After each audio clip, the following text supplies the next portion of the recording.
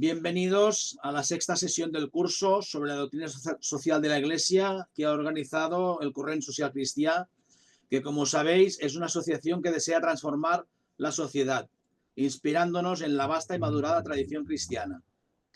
Antes de empezar, recordar lo de siempre, que la sesión será en castellano porque hay gente de fuera de Cataluña. Recordad de poner vuestro nombre en el ordenador para que salga escrito aquí para poder hacer las actas si alguien quiere después un certificado. Y después que el curso se está grabando y por tanto lo podéis recuperar. Os enviaremos a todos los inscritos el curso para que lo podáis reenviar a quien queráis o poder volver a ver, ¿no? Acordaros de apagar todos los micrófonos para que no haya ecos. Y las preguntas, como podemos ser muchos, mejor por el chat. Las vais escribiendo en el chat y al final, cuando acabe el Enrique Lluch la presentación, pues ya las iremos leyendo. Las podéis ir escribiendo ya, no hace falta que esperéis al final, las vais escribiendo, que queden ahí escritas y ya las iremos leyendo. Recordamos que ya llevamos 6 sesiones. Las primeras hemos explicado los principios de la doctrina social de la Iglesia, que se basan en la dignidad humana, que dan paso a la solidaridad, al principio de subsidiariedad, el bien común, que no es lo mismo que el interés común, y la acción prioritaria a los pobres. Y que todos estos principios se barajan, se valoran a partir de la verdad, la libertad y la justicia, ¿no? Ahora, la semana pasada, o el mes pasado, ya hablamos sobre la familia. Este mes hablaremos sobre el trabajo y Enrique Lluch nos explicará cómo aplicar todos estos principios a lo que es el trabajo que se ha explicado ya en la Biblia o en la tradición cristiana. Enrique Lluch, no sé si muchos lo conocéis o no, pero él es doctor en economía, es profesor y está en la Universidad de Valencia y está en la Cátedra de Economía Social. También es licenciado en Derecho, es bachiller en Teología y ha hecho otros muchos másters que no iré explicando aquí porque os aburriría, pero él tiene un blog que lo podéis mirar.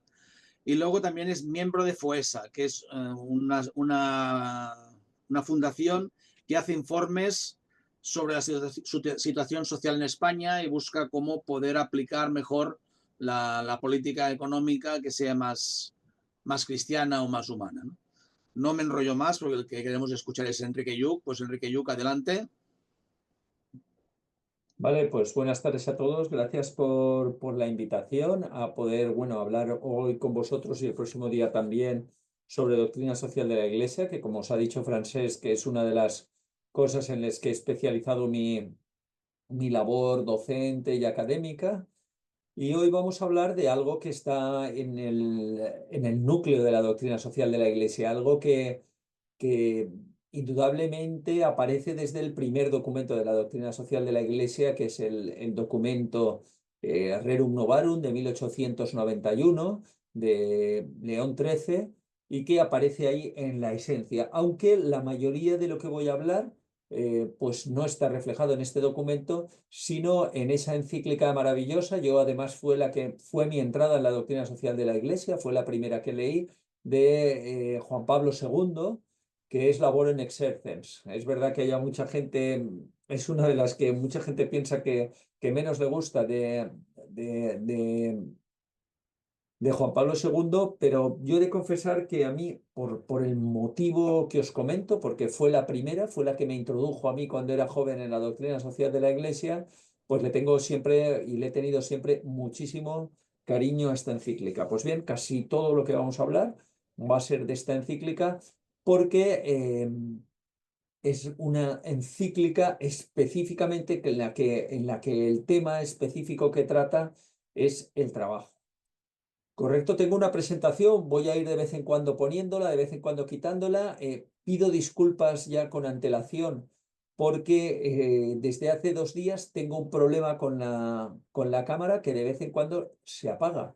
Y no sé, voy a tener que cambiarla, pero no me ha dado tiempo para reaccionar porque ha sido desde hace 2 días. Entonces, si se apaga, yo la volveré a encender y lo siento, no me ha dado tiempo porque yo pensaba que era una cosa que la había solucionado, pero hoy he tenido una reunión hace un momento y me he dado cuenta que me sigue sucediendo. Espero que no sea demasiado molesto y espero que no suceda. Así que luego, pues eso, os invito a que tengamos una conversación. Siempre es bueno conversar sobre los temas, ver cómo está y sobre todo vais a ver que la concepción de la doctrina social de la Iglesia del trabajo es muy diferente a la que se tiene hoy en día en este mundo tan economicista en el que vivimos.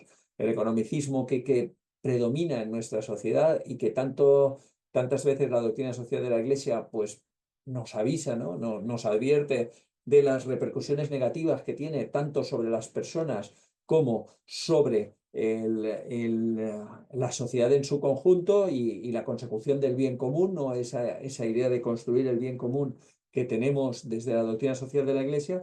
Bueno, pues vamos a analizar un poquito esto. Lo primero que nos vamos a preguntar es, ¿qué es el trabajo? Porque claro, si no tenemos claro de qué estamos hablando cuando hablamos de trabajo, pues difícilmente vamos a poder definir. Pues bien, fijaos, el trabajo es una parte intrínseca y consustancial a la persona. Es algo que llevamos dentro, es una parte de nuestro comportamiento. De hecho, la Labor Exercens, esta encíclica que os comentaba de Juan Pablo II, empieza así. Empieza en el número 1 diciendo, la persona está por ello, desde el principio, llamada al trabajo. El trabajo es una de las características que distinguen al hombre del resto de la criatura, cuya actividad relacionada con el mantenimiento de la vida no puede llamarse trabajo. Solamente el hombre es capaz de trabajar, solamente él puede llevarlo a cabo, llenando a la vez con el trabajo su existencia sobre la tierra.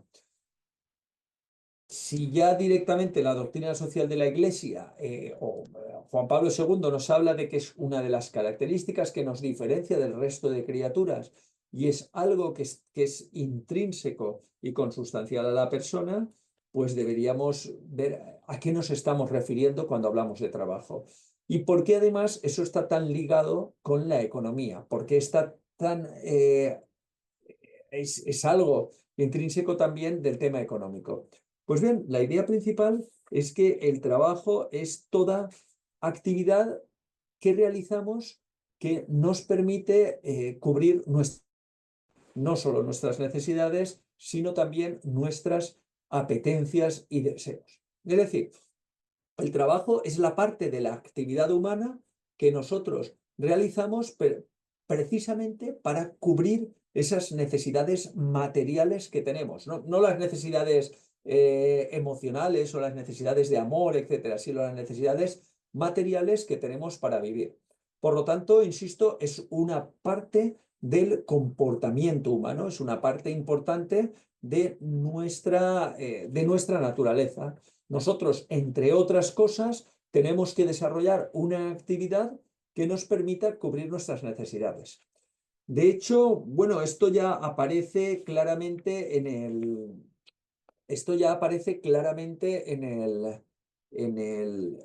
ese mito que compartimos con el pueblo judío, que es el mito de la creación, ¿no? Como otros mitos en otras religiones y en otras culturas, ese mito que nos intenta describir cómo se creó la Tierra, cómo apareció el hombre en la Tierra y que nos ayuda a saber cuál es nuestra función, ¿no? Entonces, en ese mito que nuestro es el Génesis, en el Génesis, bueno, pues ya habla de ese jardín que Dios nos da, ¿no? De ese jardín que realmente representa la Tierra, que le da a Adán y Eva, que nos representan a toda la humanidad, a todas las personas de la humanidad, y ya les da un encargo claro, ¿no? No es un jardín para estar sentados a la Bartola, para estar sentados en una hamaca sin hacer nada y esperando que todo le llegue, sino que nos da un encargo que está en Génesis 2:15 y que ese encargo dice dos cosas, ¿no? Os doy el jardín para que lo cultivéis y para que lo guardéis, ¿correcto? Por lo tanto,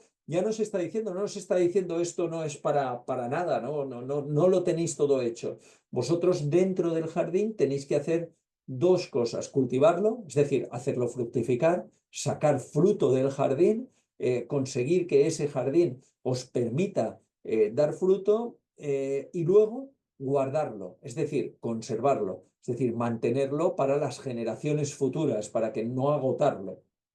De esto habla Francisco muy bien, yo creo que de una manera también muy bonita en Laudato Si, y habla de esa función que tenemos nosotros, dada por Dios, de hacer fructificar la tierra y además de conservarla, de guardarla, de que no estropear la creación que nos ha dado, sino que hacerla fructificar, hacerla crecer. Evidentemente hay gente que no, que te dice que la tierra la tenemos para explotarla y para aprovecharla solo para nosotros. El economicismo actual te dice eso. Nosotros lo que tenemos que hacer es, lo importante somos nosotros y nosotros lo que tenemos que hacer es utilizar la tierra, utilizar los recursos para nuestro propio beneficio. Pero bueno, la doctrina social de la Iglesia nos enseña que no, que nosotros somos los seres superiores de la creación, no para aprovecharnos de la creación para nuestro bien, no para explotar la creación para nuestro propio interés, sino como responsables de la creación, ¿no? Como somos los seres que tenemos la responsabilidad de esa labor creadora de Dios, esa labor creadora que nos da toda esta tierra para que podamos vivir de ella, pues mantener esa creación y además hacerla fructificar para que todos podamos vivir. Es decir, ser colaboradores de Dios en su labor creadora, no porque ya fue, pero sí recreadora, ¿no? De mantener lo que hay. Por lo tanto, el trabajo es una actividad humana, es una parte del ser humano y es una actividad que dedicamos es aquello que hacemos ¿para qué? Para lograr, para conseguir aquello que necesitamos para vivir. Y por lo tanto, para cubrir nuestras necesidades y producir bienes y servicios que nos permitan vivir. Y también que nos permitan no solo vivir, no solo sobrevivir, no solo cubrir necesidades, sino también deseos y apetencias. Pues esta sería la primera gran idea, la primera gran idea. ¿A qué estamos refiriéndonos cuando nos referimos al trabajo? No todo es trabajo. Trabajo es esta actividad que realizamos con este fin. Y bueno, tenemos, tenemos varios tipos de trabajo. Hay varios tipos de trabajo que tenemos que tener en cuenta, porque si no también confundimos. De hecho, la sociedad economicista, de los tres tipos de trabajo que voy a decir, solamente estima uno de ellos. Los otros dos no los considera trabajo o directamente los desprecia o piensa que son inferiores. ¿Cuál es el primer tipo de trabajo? El primer tipo de trabajo es el primer tipo de trabajo es el que podríamos llamar trabajo remunerado o trabajo que, que nos permite o que nos da una remuneración, en nuestro caso ya es en dinero, en monedas, ¿no? O, bueno, ya monedas no tenemos en lo que es dinero. ¿Qué, qué peculiaridades tiene este trabajo? Primero, normalmente se hace para cubrir las necesidades de otros. Es decir, normalmente es un trabajo que nosotros realizamos para cubrir las necesidades de otros. En segundo lugar, es un trabajo que solemos realizar, siempre hay excepciones, porque los autónomos sería una excepción, pero que solemos realizar con otros, en el marco de alguna organización, que puede ser una empresa, que puede ser una fundación, pero es un trabajo que realizamos normalmente, habitualmente, conjuntamente con otro, que nos organizamos con otro para hacerlo. Y en tercer lugar, la otra característica es que es un trabajo remunerado, es decir, por el cual recibimos unos ingresos que son los que nos permiten vivir. Mucha gente cuando habla de trabajo solo habla de esta clase de trabajo. Es decir, solo habla de aquel trabajo en el que yo estoy en el marco de una organización, en el marco de una institución y por lo que estoy cobrando un dinero. Esto, claro, tiene consecuencias, ¿no? Porque cuando tú piensas que ese es el único trabajo, parece que es el único trabajo que te da la dignidad como persona, ¿no? Y hay gente que piensa que solo le da la dignidad a alguien aquel trabajo por el cual consigue una remuneración, es decir, lo que es el trabajo remunerado. Pero esta no es la única clase de trabajo. Hay dos clases de trabajo más que se dan. El segundo es la que se llama el trabajo reproductivo. ¿Cuál es el trabajo reproductivo? es aquel que realizamos para cubrir nuestras propias necesidades. Reproductivo puede ser pues hacerme la cama, hacer la comida para la familia, puede ser tener un huerto y cultivar mi propio huerto. Es decir, el trabajo reproductivo lo que está haciendo es cubrir mis necesidades y las de los míos, las de mi familia. Este trabajo reproductivo de ser, no es remunerado, no recibimos ingresos por él. ¿Por qué? Porque lo que cubre nuestras necesidades ya directamente lo estamos cubriendo nosotros. Por lo tanto, no recibimos ingresos por él y además tampoco lo solemos hacer en el marco de ninguna organización o con otros. Lo hacemos en el marco de nuestra familia o lo hacemos individualmente. Este trabajo es el más despreciado con frecuencia, ¿no? Hay mucha gente que este tipo de trabajo directamente no lo considera trabajo, piensa que hacer cosas en casa no es un trabajo, o que si tú te cultivas tu propio no es un trabajo. Y además esto supone también un desprecio grande a las amas de casa, por ejemplo, ¿no? Hay gente que no comprende cómo alguna persona, sea hombre o mujer, me da igual, puede quedarse en casa haciendo labores hogareñas y sentirse realizado, porque dice, ¿cómo puedes sentirte realizado sin hacer ningún trabajo? Y tú dices, no, oiga, yo estoy haciendo un trabajo, es que el trabajo doméstico, el trabajo de casa, el hacer cosas para mí, no es un trabajo, claro que sí, es esa actividad que se hace para cubrir necesidades y apetencias. Por lo tanto, también es su trabajo. Pero insisto, está muy minusvalorado en nuestra sociedad economicista, que solo aprecia el primero. Y luego hay un tercer tipo de trabajo que comparte características de ambos, que es el trabajo voluntario. Es decir, el trabajo voluntario es aquella persona que trabaja para cubrir necesidades de otros, para cubrir necesidades y apetencias de otros, en el marco de una organización, que trabaja en el marco de una organización, pero que no recibe remuneración por eso. Es decir, no recibe ninguna remuneración. Estoy cubriendo necesidades para otro, estoy en el marco de una organización, como pasaba con el trabajo remunerado, pero no recibo remuneración porque ya tengo los ingresos por otro sitio, por lo que sea, y entonces no recibo.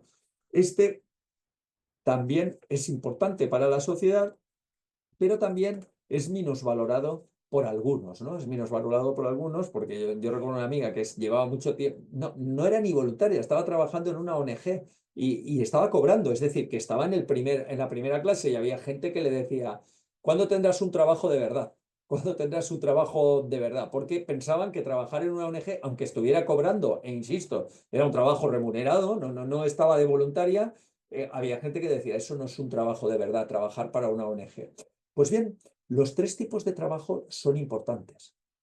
Los tres tipos de trabajo son importantes. Y los tres tipos son trabajo.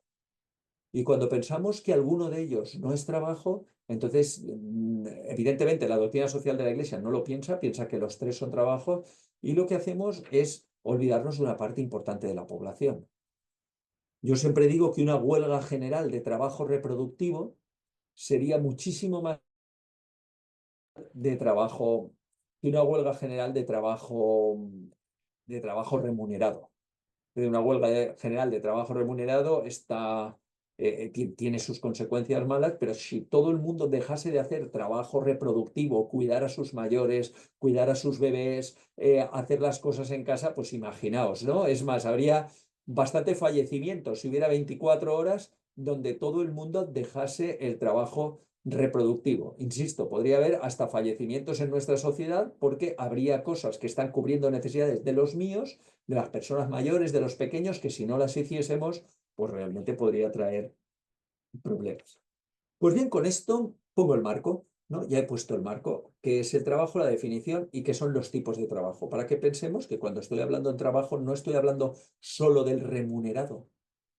Cuando la doctrina social de la Iglesia aprecia el trabajo como una parte sustancial de la persona, no está pensando solo en el remunerado, está pensando en los tres tipos de trabajo. Y antes de meternos en la doctrina social de la Iglesia, vamos a hacer un repaso por lo que es el trabajo en la Biblia, ¿correcto? Porque así vemos los antecedentes, ¿no? La Biblia, las Sagradas Escrituras es una de las, junto con el sentido de los fieles y con y con la tradición. Lo habréis visto ya, es una de las fuentes de la doctrina social de la Iglesia, son esas las tres fuentes sociales, pero la principal son las Sagradas Escrituras, ¿no? Y en esas Sagradas Escrituras, pues nosotros tenemos eh, primero el Génesis. Del Génesis ya he comentado algo, pero quiero comentar alguna cosita más. Recordad que el Génesis, cuando habla de la tierra, habla de un... Y yo no sé si alguno de vosotros sois jardineros o no, o conocéis algún jardinero, y yo siempre digo que el jardinero, ¿qué quiere hacer con su jardín? ¿Qué quiere hacer con su jardín? Pues quiere hacer esencialmente tres cosas. Dos ya las he comentado antes y las repaso. Una quiere que fructifique, quiere tener buenas rosas, buenos frutos, quiere que todo saque producción, ¿no? Y lo trabaja para que saque producción, que es lo que nosotros también tenemos que hacer. La segunda es que quiere que eso se mantenga en el tiempo. No hay jardinero que diga, yo saco mucha producción este año y el año que viene ya que se me quede yermo el jardín. No, no, no. Quieren mantenerlo en el tiempo, quieren sacar mucha producción todos los años. Por lo tanto, cuidan, miman el jardín para sacar mucha producción, para que florezca. Los jardineros, por lo menos los que conozco yo, además, si les sobra, lo reparten, lo regalan, ¿no? Suelen ser bastante generosos. Y el tercero, ¿qué es lo que quieren hacer? Que sea bello, que sea un jardín bello, ¿no?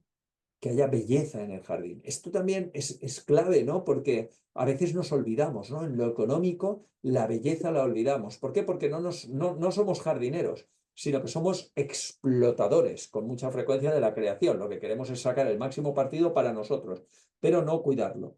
Entonces, al final, el trabajo, esa parte intrínseca para nosotros, no tiene por qué ser una maldición, como algunos dicen, la maldición bíblica del trabajo. No, no, no. ¿Vosotros conocéis a jardineros o sois jardineros y disfrutan en su jardín? ¿Y trabajan en el jardín y disfrutan? Claro que disfrutan. ¿Por qué? Porque está integrado en su vida, ¿no? Su vocación es hacer, y luego ya hablaremos de la vocación, hacer de ese jardín fructífero, que dure en el tiempo y hacerlo bello. Por lo tanto, esa parte de la vida no es una maldición. Se convierte en una maldición cuando Adán y Eva quieren ser como dioses, ¿no? Cuando quieren controlarlo todo, cuando quieren ponerse a ellos en el primer lugar, cuando en lugar de trabajar para los demás, para hacer algo que sirva para los demás y para la creación, dicen, no, no, no, yo quiero trabajar para mí, para ganar mucho dinero, para estar bien, para tener mis beneficios y por eso han comido del árbol del bien y el mal, ¿no? Porque quieren ser como dioses, porque quieren controlarlo todo, quieren tenerlo bien cogido y dicen, oye, Dios nos ha dicho esto, nos ha dejado aquí, pero si nos ha dicho que de este no comamos, vamos a comer porque este es el que nos va a hacer como Él y vamos a poder controlar todo, tenerlo todo bajo control, vamos a poder priorizarnos. Y ahí es cuando llega la bendición, ¿no? Cuando el trabajo ya no es algo que yo hago para seguir la vocación humana, sino cuando yo lo hago para conseguir mis propios objetivos, cuando yo lo hago solo para buscarme a mí mismo. Luego entraremos un poquito más en eso. Pero esta primera idea, ¿no? El trabajo no es una condena, sino que es una bendición. En toda la sabiduría bíblica, sabéis que, bueno, pues en la Biblia hay varios tipos de libros. Yo soy muy de los libros sapienciales por mi natural. A mí me gustan más que los proféticos, por ejemplo. Hay gente que le gusta más los proféticos y está bueno que a cada uno nos guste una cosa distinta, ¿correcto? Porque eso nos permite enriquecernos con los demás. Pero en los sapienciales hay una exaltación de la laboriosidad. Es decir, bueno, pues por ejemplo, en Proverbios dice, el que cultiva su campo se hartará de pan, el que va detrás de quimeras se hartará de miseria, ¿no? Ensalza la laboriosidad, la persona que cultiva su campo, la persona que trabaja como una hormiga, ¿no? Aquel que... Y luego menosprecia a quién, al que busca quimeras, al que quiere ganar dinero rápido, al perezoso, ¿no? Al que arruina su hacienda. En Proverbios también ensalza el trabajo de la hormiga, ¿no? El poquito poco. Y luego en Proverbios, bueno, pues una fuente no es la única, dice, lo que fácilmente se gana, fácilmente se desvanece, pero el que lo reúne poco a poco lo aumenta, ¿no? Siempre ensalzando la laboriosidad, el trabajo y avisando contra el afán de riqueza rápida, de dar el pelotazo, de sacar más dinero en cualquier inversión, etcétera. De alguna manera también en lo que es en lo que es el Eclesiastés, ¿vale? En Coelet, pues habla también del peligro de idolatrar el trabajo, ¿no? El peligro de esas personas que esa parte de la vida, que es el trabajo, la ponen como lo principal de su vida. Y en lugar de trabajar para vivir, viven para trabajar, ¿vale? Entonces habla de que, por ejemplo, en el Eclesiastés 5:10 habla de cuando los bienes aumentan, aumentan los parásitos. ¿Y qué ventaja saca el propietario? Verlo con sus ojos. ¿Sabes? Como salió del seno de su madre, desnudo así volverá, yéndose como vino. De su trabajo no se puede llevar nada consigo. Es decir, que también nos avisa de esa obsesión por el trabajo o de ese poner el trabajo por encima y vivir para trabajar en lugar de trabajar para vivir. ¿Correcto? Esto vamos a ver que la doctrina social de la Iglesia también lo hace. Y luego habla también de la necesidad del descanso. Al final, en el Nuevo Testamento, tened en cuenta que Jesús, Dios, ¿no? Dios podía haberse hecho hombre en cualquier lugar que hubiese deseado, ¿no? Para eso era Dios. Es decir, que Dios podía elegir, tenía todo el mundo para elegir dónde se hacía hombre. Dios podía haber elegido hacerse hombre con el hijo del emperador. Y además le hubiera ido bien, porque enseguida hubieran sido todos cristianos, ¿no? Si él hubiese directamente haberse ido el hijo de emperador, se hace hombre como hijo de emperador, tiene el poder temporal en toda Roma, hubiera hecho cristianos a todos los romanos rápidamente, ¿no? Como luego ya hizo Teodosio en el 383, quiero recordar que es cuando pone como obligatorio el cristianismo en el Imperio Romano. Pero no, eligió una familia humilde, pero una familia humilde trabajadora, ¿vale? El padre de Jesús era Tecom. Tecom es carpintero, ¿correcto? No, no el carpintero que nosotros identificamos en los Belenes, que está muy bien y es muy bonito, pero los estudios arqueológicos y tal dicen que era un carpintero de construcción. Es decir, que Tecom no era tanto un carpintero de muebles, que además por los estudios que se han hecho arqueológicos de Nazaret y tal, no había muchos muebles, sino el clásico carpintero que lo que hace es hacer las estructuras para las construcciones, ¿correcto? Que también es carpintero, trabaja la madera, pero acaba haciendo otra clase de construcciones, ¿correcto?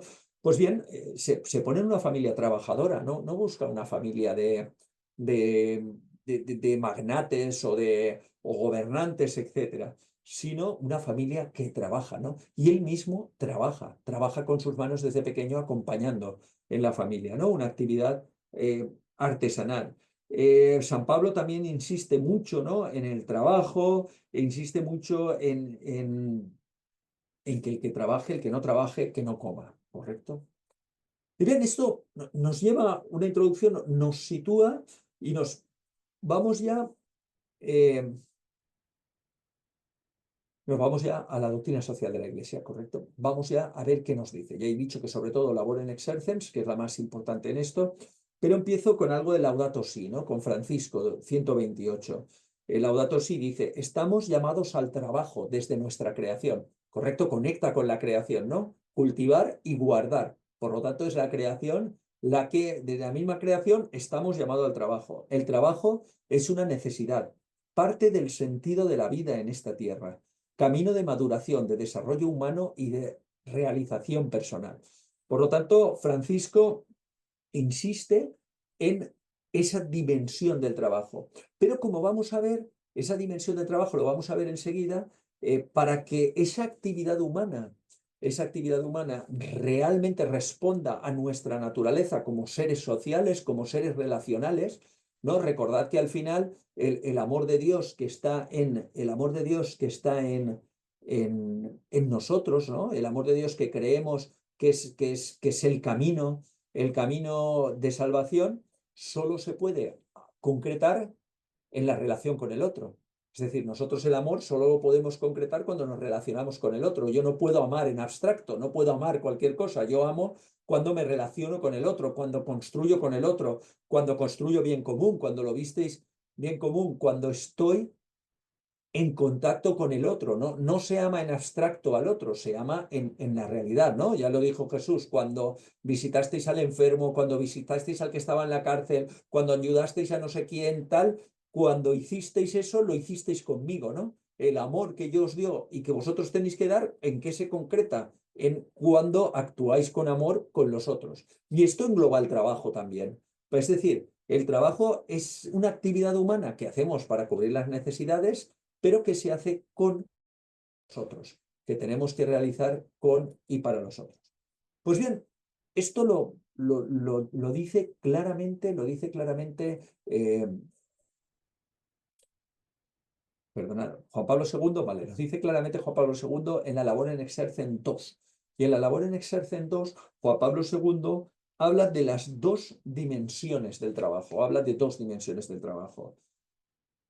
Y nos dice, lo leo también, el trabajo es un bien del hombre y es un bien de su humanidad, porque mediante el trabajo el hombre no solo transforma la naturaleza, adaptándola a las propias necesidades, sino que se realiza a sí mismo como hombre.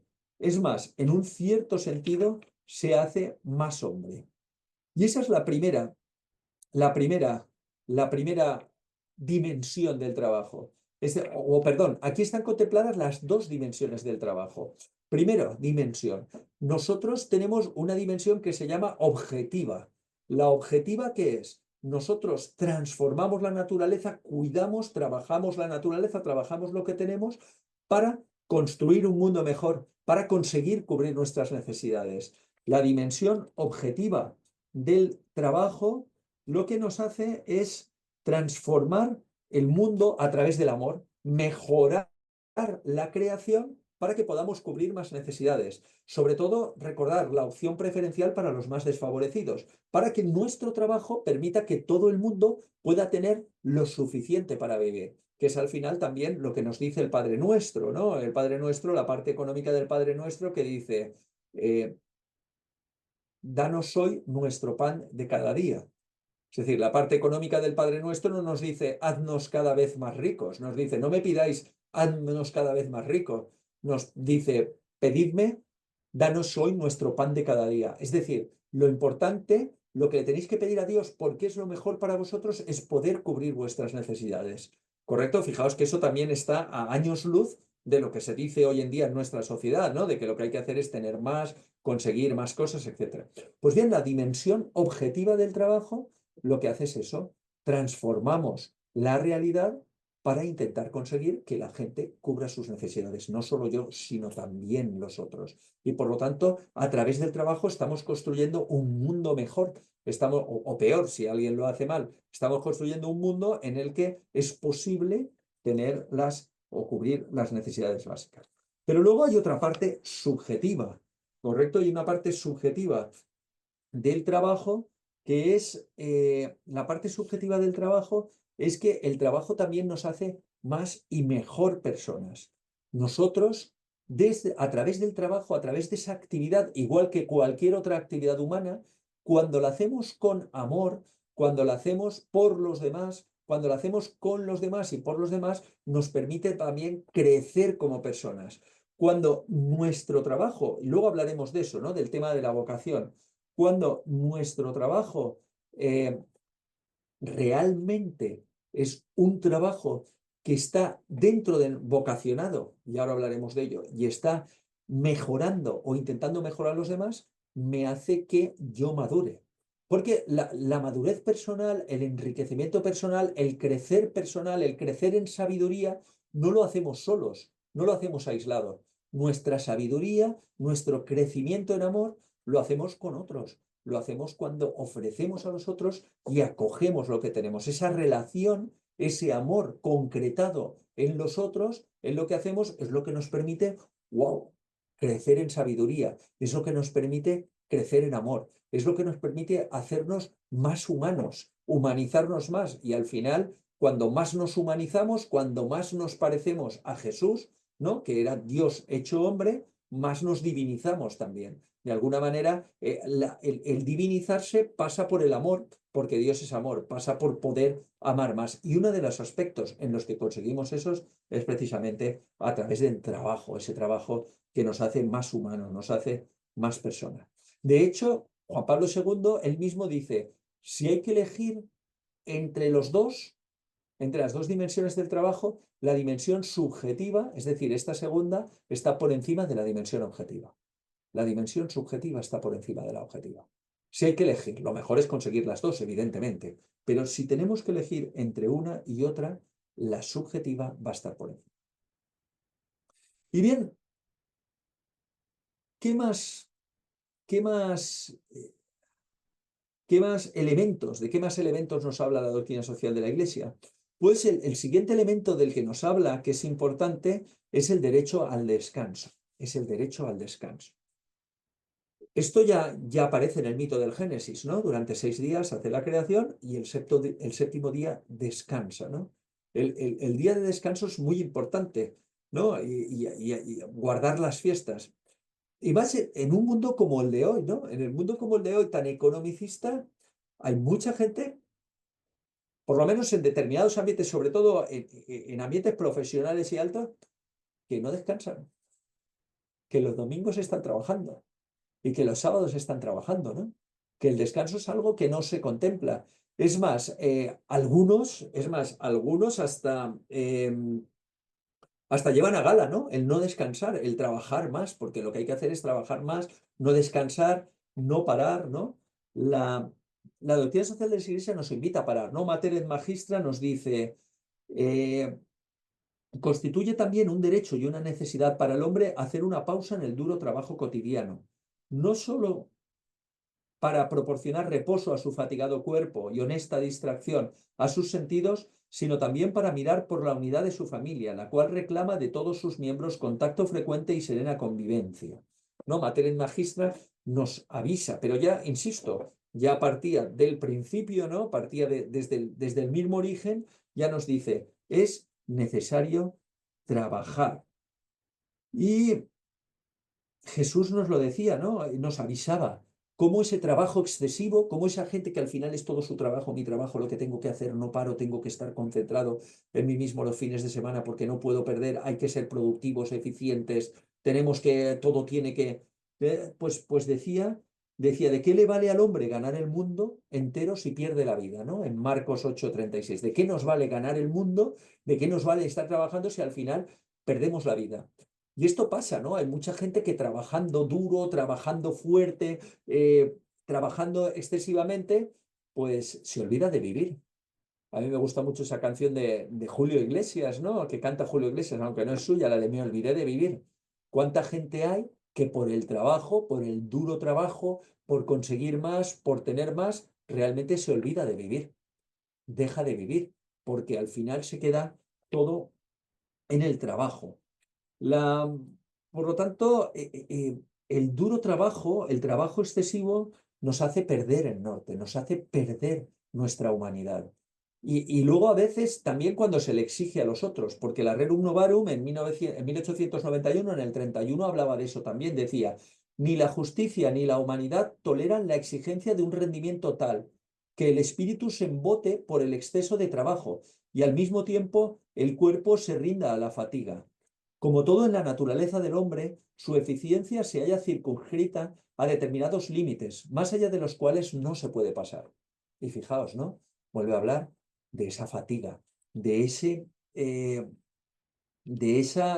perdonad, de ese embotamiento por exceso de trabajo, ¿no? De esa imposibilidad de atender al otro, porque tenemos mucho trabajo, porque tenemos mucho que hacer, porque lo mío es lo más importante. Y entonces a veces dejamos a un lado a la familia, dejamos a un lado al otro, porque tenemos que concentrarnos en lo nuestro y tenemos que utilizar un exceso de trabajo, ¿no? Aparte de los problemas que pueden traer, de ansiedad, etcétera. Por lo tanto, al final, el trabajo y el descanso periódico es una cosa importante, porque tenemos que trabajar, pero tenemos que trabajar para cubrir nuestras necesidades. Y aquí tenemos un poco la clave. ¿Por qué hoy en día está tan valorizado el trabajo excesivo, el no descansar, el trabajar en todo momento? Porque el economicismo no hace como la doctrina social de la Iglesia o como el cristianismo. Dice, lo que tienes que hacer es tener cada vez más. Cuanto más tengas, mejor estarás. Tu aspiración tiene que ser conseguir más y más y más. Y porque además todo el economicismo está basado en el deseo, no en la necesidad. Ya os lo he dicho, ¿no? El cristianismo está basado en la necesidad. Nos dice, danos hoy nuestro pan de cada día. El pan es la representación de lo que necesitamos. Y lo que necesitamos es limitado, como acabamos de hablar, ¿no? La naturaleza es limitada y lo que necesitamos es limitado. Dios nos ha dado un jardín que es nuestra tierra, que es suficiente para todos. Hay de sobra para todos. Si nosotros creemos realmente en un Dios todo bondadoso, como el nuestro, en un Dios que es amor, como dice la segunda carta de Juan, ¿no? Dios es amor, evidentemente no nos va a dar una tierra limitada que no haya para que todos comamos. Nos da una tierra que sobra, una tierra que tiene para todos, una tierra abundante. Pero claro, abundante si lo que queremos es cubrir las necesidades. Si lo que queremos cubrir es lo que necesitamos todos. Si lo que queremos cubrir es nuestros deseos y los deseos son ilimitados, la tierra es escasa. Los recursos naturales son escasos. No hay para cubrir los deseos ilimitados de toda la población mundial. De esos casi 8.000 millones de personas que somos en la Tierra, no hay suficiente. Hay suficiente para cubrir las necesidades de todos, pero para cubrir los deseos de todos, no. Por lo tanto, una concepción del trabajo que es tengo que cubrir deseos, entonces tengo que trabajar mucho porque tengo tantos deseos ilimitados que necesito trabajar más, ganar más para poderlos cubrir y que además tengo que competir con el otro, que es otra de las ideas. Por lo tanto, es importante el descanso y el descanso entra en esa idea de que yo no necesito cada vez más, no requiero cada vez más, no quiero centrarme en mis deseos, sino que me centro en mis necesidades, en lo que necesito. Y eso tiene un límite material y por lo tanto puedo trabajar menos o puedo trabajar lo que toca trabajar y no tener que hacer un trabajo excesivo que me va a impedir dedicarme al otro, darme cuenta del otro, dedicar tiempo a la familia, no percatarme de qué está pasando a mi alrededor, de quién necesita. ¿Correcto? Pues fijaos, al final esto tiene mucha relación, esta tiene mucha relación, perdonad, mucha relación con el tema de la vocación, en el que voy a entrar ahora. ¿Por qué? Porque ya hemos dicho que hubo una condena bíblica, y vuelvo, me voy a la condena bíblica para ver qué nos dice Juan Pablo II acerca de esta condena bíblica. Juan Pablo II, en la labor en Exercens habla en el 9 dice, con el sudor de tu rostro comerás el pan. Estas palabras se refieren a la fatiga, a veces pesada, que desde entonces acompaña al trabajo humano, pero no cambian el hecho de que este es el camino por el que el hombre realiza el dominio que le es propio sobre el mundo visible. Es decir, el trabajo parece un trabajo de penalidades, ¿no? Un trabajo de... ¿Cuándo es un trabajo de penalidades? ¿Cuándo es un trabajo?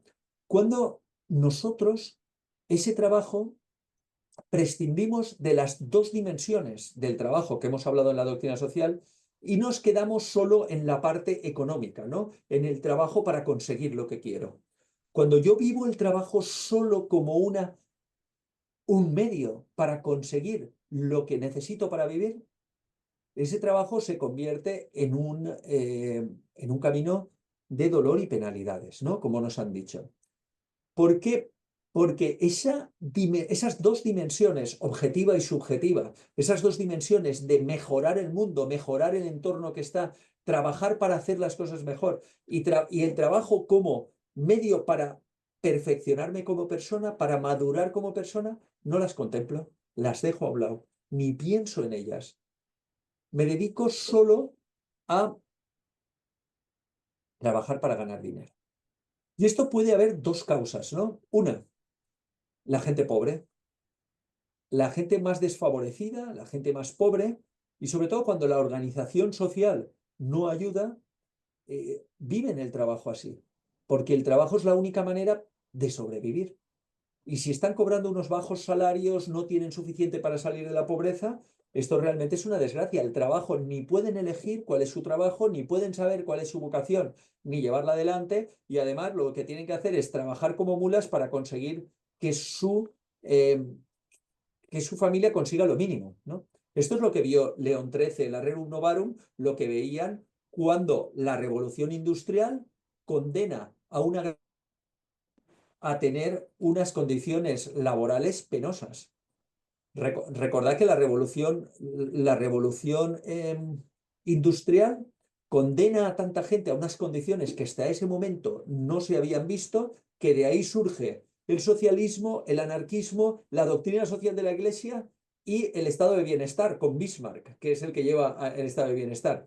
Y todo nace de esa constatación de cómo se había organizado la industria de una manera que la mayoría de los trabajadores estaban teniendo, realmente ahí sí que estaban sufriendo, estaban trabajando 12, 14 horas. Bismarck se asustó también mucho porque su ejército, cuando venían los chavales con 18, 9 años o 18, 19 años al ejército, estaban tísicos, no tenían fuerzas. Antes les venía chavales fuertes que venían del campo, trabajaban en el campo y tal, pero eran fuertes, pero claro, cuando un chaval se pasaba desde los 6 o 7 años en una industria sin ventilación, sin luz, trabajando 12 o 14 horas al día y prácticamente casi paraban el domingo, pero a veces hasta el domingo por la tarde y en algunos sitios que el domingo, claro, cuando llegaba con 18 19 años no servía para el ejército. Y Bismarck, que quería tener no, prusiano, que quería tener un buen ejército, decía, aquí hay que hacer algo, aquí hay que hacer algo, esto no puede ser.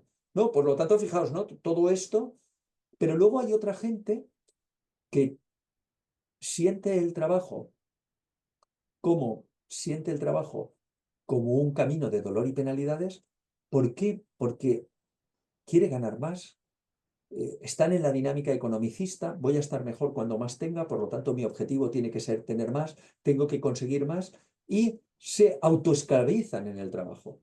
Es decir, se auto eh, incluyen en un trabajo que en el único que quieren es que les sirva para tener ingresos. Y luego fuera ya llevaré mi vida, ya haré mis cosas, etcétera. Y por lo tanto el trabajo les oprime. Esto, desgraciadamente, es muy frecuente. Ahora, los chavales cuando entran, yo les hago un curso a los míos de por qué, para qué y para quién estudiar, y te dicen, ¿para qué? Para mí, para tener un buen trabajo, para ganar mucho dinero, porque no quiero decepcionar a mis padres, porque quiero hacer carrera, porque yo la dimensión objetiva y subjetiva del trabajo, nadie la nombra, nadie les ha dicho que existe. Entonces eligen no aquello a lo que se sienten llamados, sino que eligen aquello que creen que puede conseguir las expectativas económicas que ellos ya tienen, que puede ser o ganar mucho o puede ser, no, yo quiero unos ingresos, tal, un trabajo que sea cómodo, porque luego cuando acabo ese trabajo cómodo, yo ya me dedicaré a mis cosas, ya me dedicaré a estar bien y tal, y por lo tanto quiero un trabajo que sea poquitas horas para luego poder hacer otras cosas que a mí me satisfagan. Las dos vienen de lo mismo, de considerar que el trabajo es solo una fuente de ingresos, que el trabajo lo hago solo para eso. Entonces, esto además nos lleva a que cuando yo concibo, pierdo o olvido la dimensión objetiva y subjetiva. Bien, estoy escuchando una cosa. ¿Qué? ¿Qué pasa? ¿Ha pasado algo? No, ha habido alguien, ha sido algún No. error. Vale, Marisa, correcto. tienes el micro abierto. ¿Lo puedes cerrar, por Ay, favor? perdón, no cierro, perdón. Ok, Vale. gracias. Gracias, Francesc. Yo digo, algo ha pasado. Digo. Vale, entonces, lo que decía, no estamos respondiendo a nuestra vocación. Y entonces hay una cosa importante que es la vocación, la llamada, ¿no? Vocación viene de vocatio, la llamada. ¿A qué estamos llamados? Estamos llamados como personas al amor. Y el amor quiere decir vivir en relación con los otros, vivir desde, con, por y para los otros. Por lo tanto, nuestro trabajo también es una colaboración en la recreación del de la sociedad, de la vida, ¿no? Entonces, cuando nosotros vemos a qué estamos llamados y vivimos nuestro trabajo como algo que nos permite mejorar la sociedad y algo que nos permite madurar, encontramos ahí la vocación y le encontramos un sentido al trabajo.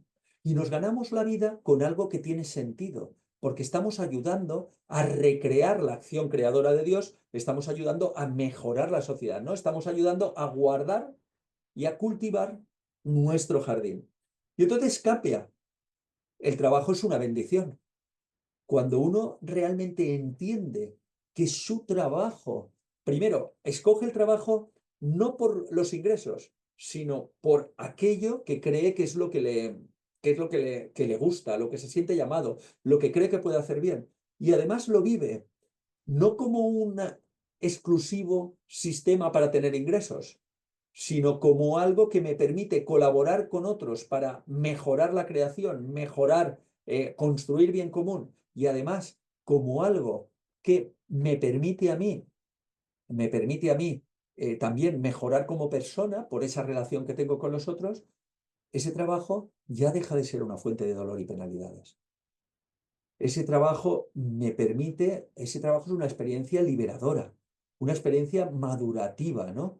Una experiencia que me hace ser responsable, que me hace tener sentido, que mi vida tenga sentido.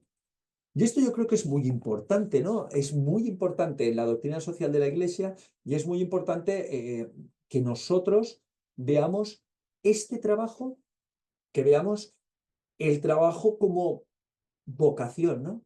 Y que insistamos en que las más importantes son esas dimensiones. Y con esas dimensiones yo cumplo o tengo los ingresos que tengo que tener y tengo los ingresos. Pero como tampoco necesito tener cada vez más ingresos, porque mis ingresos son para vivir, no tengo por qué coger aquellas cosas que no me están sirviendo para mejorar la sociedad o para mejorarme como persona. No tengo por qué coger y me siento libre de escoger en el caso de que estemos en una sociedad que se pueda escoger, porque, insisto, los que son muy pobres normalmente no pueden escoger y, desgraciadamente, hay muchas personas con mucho dinero que viven como pobres, y el trabajo hay muchas personas que ganan mucho dinero y viven como pobres, como si no, como viven su trabajo con una carga de, como tienen que ganar mucho, están solo concentrados en el trabajo y lo único que hacen es trabajar, cuando tienen la posibilidad o tendrían la posibilidad de trabajar de otra manera, ¿no? De trabajar de una manera integrada, con el tiempo libre y con esa visión del objetivo, o perdón, de las dimensiones objetivas y subjetivas. Por lo tanto, vivir el trabajo como vocación es humanizar el trabajo, es divinizar el trabajo también, porque cada vez que humanizamos algo, también lo divinizamos. Y entonces puede pasar, como me pasó a mí, lo cuento muchas veces, una vez con uno de mis hijos, que hablando sobre una cuestión del trabajo, me dice: papá, es que lo que tú me dices no vale. Y yo le digo: ¿por qué no vale? Dice: no, lo que tú dices no vale porque es que a ti te gusta tu trabajo. Es decir, lo que yo le decía sobre el trabajo no vale porque a mí me veía como la excepción de que me gusta el trabajo. La mayoría no les gusta y trabajan para ganar dinero, ¿no? Esa era la idea. Claro, luego le dices: no, lo que tú tienes que hacer es buscar un trabajo que te dé unos ingresos suficientes y que además te guste, porque entonces trabajar no es un camino de dolor y penalidades. Trabajar es un camino de liberación. Y bueno, son -5. Podría decir alguna cosilla. Podría decir alguna cosilla más, podría hablar del derecho decente con Benedicto XVI y los derechos de los trabajadores, pero yo creo que me había comprometido a dejar un espacio, ¿no?, para dudas. Ponerme ahora con estos temas. Yo creo que lo esencial de la doctrina social de la Iglesia, del planteamiento de doctrina social de la Iglesia, creo que creo que lo he dicho. Quizá un apunte más de Juan Pablo II, que creo que es importante, que es en la Labor en Exercens 12. Ya os he dicho que ahí es donde está. Dice: se debe ante todo recordar, y ahora lo leo, lo que dice: un principio enseñado siempre por la Iglesia, un principio enseñado siempre por la Iglesia, eso lo he repetido yo, es el principio de la prioridad del trabajo frente al capital. Trabajo frente al capital. Este principio se refiere directamente al proceso mismo de producción, respecto al cual el trabajo es siempre una causa eficiente primaria, mientras que el capital, siendo el conjunto de los medios de producción, es solo instrumento o la causa instrumental. ¿Vale? Y esto es clave, ¿no? En la empresa cristiana, en la concepción cristiana, el trabajo es prioritario frente al capital, ¿no? Es un principio, como lo dice, ¿no? Es el principio, es la causa eficiente primaria. Al final, la parte humana, ¿no? La parte humana es principal a la parte, o tiene que ser prioritaria a la parte del capital. Y bueno, ya veis que hasta las estructuras que tenemos societarias, hay muchas estructuras societarias en que es justo lo contrario, lo prioritario es el capital y lo secundario es el trabajo, ¿no? Es decir, y en nuestra organización con mucha frecuencia las leyes son mejores para el capital que para el trabajo, lo cual va en contra totalmente de lo que decía Juan Pablo II, ¿no? Y de lo que se habla. Pero gracias a Dios, países que somos más libres tenemos la posibilidad también de hacer organizaciones empresariales y montar las cosas de manera que sí que se pueda priorizar el trabajo. No lo tenemos, por lo menos no está prohibido ahí. Y bien, con esto sí que ya me callo, esperando vuestras preguntas, vuestras cuestiones y vamos allá. Y así dejamos tiempo también para una conversación que seguro que es fructífera. Muchas gracias, Enrique. De momento hay 3 mensajes. El primero es de María Pilar, que lo ha dicho cuando estabas hablando de... Bueno, ya no me acuerdo. Pero bueno, estaba puntualizando una cosa, ¿no? Que decía, como decía San José María, cuando trabajamos bien, santificamos este trabajo, nos santificamos con el trabajo y santificamos a los demás con este trabajo, ¿no? Cuando estabas hablando de esto del trabajo subjetivo, ¿no? Claro, fíjate, ¿y qué es trabajar bien? Trabajar bien es precisamente esto que decíamos, ¿no? Trabajar bien es cuando yo trabajo en aquello que me gusta, pero no solo eso, sino que además yo trabajo y para los demás, ¿no? De alguna manera, mi trabajo lo veo como una vocación de oferta amorosa al otro, ¿no? De que aquello que yo hago está construyendo bien común, está construyendo la mejora de la sociedad. No es un trabajo autorreferente, no es un trabajo en el que yo solo estoy pensando en mí mismo, en ganar más, en tener más ingresos, en conseguir yo cumplir mis objetivos, porque cuando el trabajo es autorreferente y está solo para mí, para tener los ingresos y tal, no es un trabajo bien hecho, es un trabajo solo enfocado a mi propio provecho. Entonces yo creo que ahí está muy bien que lo haya dicho y estoy totalmente conforme. Ese trabajo bien hecho nos permite y eso es cuando nuestro trabajo es un trabajo vocacionado. Ir haciendo más preguntas, de momento quedan 2 más, pero iré escribiendo si se os ocurre alguna cosa. Josep comenta, lo ha comentado antes de que lo dijeras, pero después has dicho prácticamente lo mismo que dice él, pero lo leo. Josep comenta, si la explotación de los recursos de la tierra crece en función del crecimiento de las necesidades humanas, y esas crecen individual y globalmente día tras día, no hay más remedio que reducir nuestras necesidades y limitarlas a las estrictamente necesarias. Camino este que reduce el espíritu de crecimiento, satisfacción y mejora individual y familiar, ¿no?